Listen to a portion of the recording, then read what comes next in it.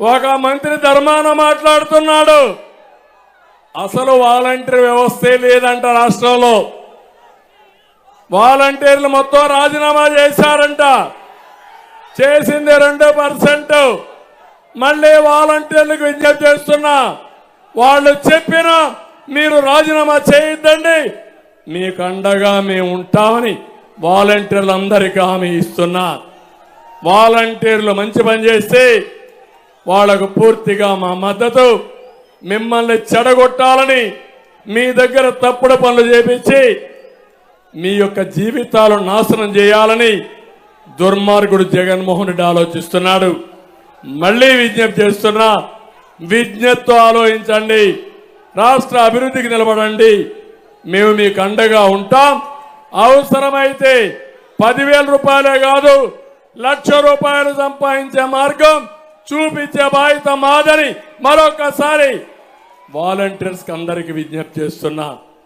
తమ్ముళ్ళు, ఇవన్నీ ఒక ఎత్తైతే ఇక్కడ మీ నియోజకవర్గం, నేను ఒకటే మిమ్మల్ని కోరుతున్నా, ఈరోజు ఎలాంటి దుర్మార్గుడు మీ నియోజకవర్గంలో ఉన్నాడంటే 850 కోట్ల రూపాయలు టీడీఆర్ బాండ్స్.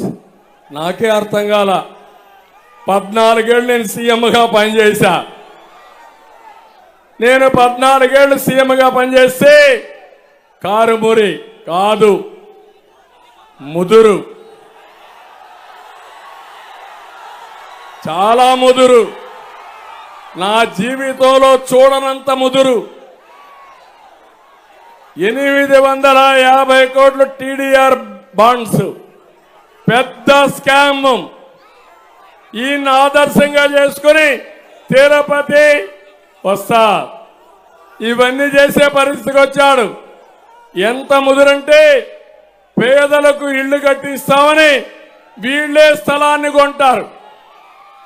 ఆ స్థలాన్ని రేట్లు పెంచి గవర్నమెంట్కి వీళ్లే అమ్ముతారు.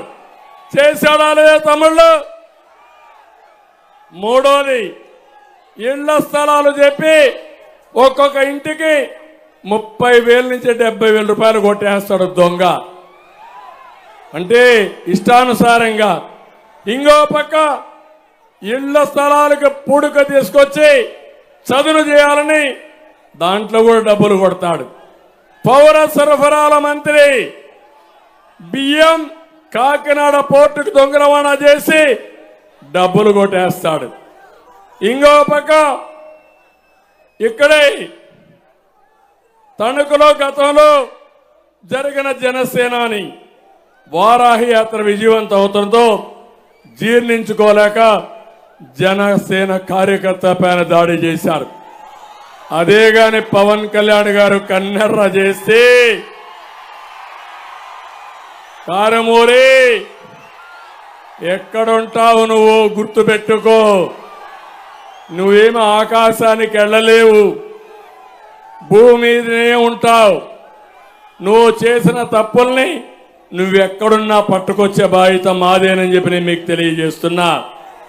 ఇంకో పక్క తణుకులో ఏ బిల్డింగ్ కట్టాలన్నా, ఏ రియల్ ఎస్టేట్ వెంచర్ వేయాలన్నా ఏం తమ్ముళ్ళు కే ట్యాక్స్ పే చేయాల్సిందే కదా, కారుమూరి ట్యాక్స్. మొత్తం ఏ అభివృద్ధి కార్యక్రమాలు చేయాలన్నా కారుమూరి ట్యాక్స్.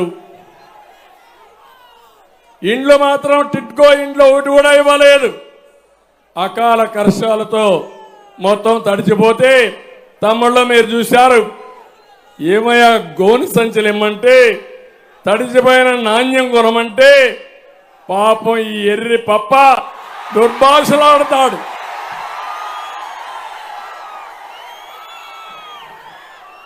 అదే చెప్తున్నా.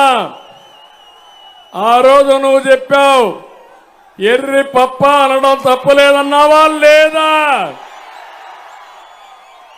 ఇప్పుడు నేను అంటున్నా, ఆ ఎర్రి పప్పకు బుద్ధి చెప్తారా లేదా మీరని. రైతులు సిద్ధమా? రైతు పిల్లలు సిద్ధమా? సిద్ధమైతే గట్టిగా చెప్పండి. ఇంకో పక్క ధాన్యం అమ్ముకోవడానికి లేదు, ఎక్కడ లేఅవుట్లో డబ్బులు కొట్టేసిన వ్యక్తి. నేను ఒకటే కోరుతున్నా, మళ్ళా మేము నిడదవోలుకి వెళ్ళాలి, పవన్ కళ్యాణ్ గారు మాట్లాడాలి. ఈ సభ